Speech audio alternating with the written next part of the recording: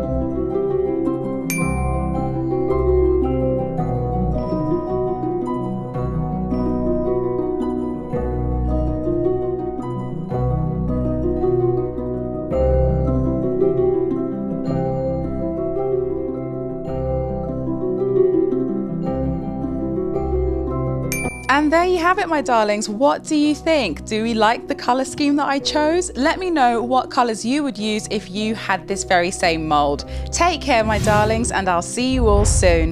Bye.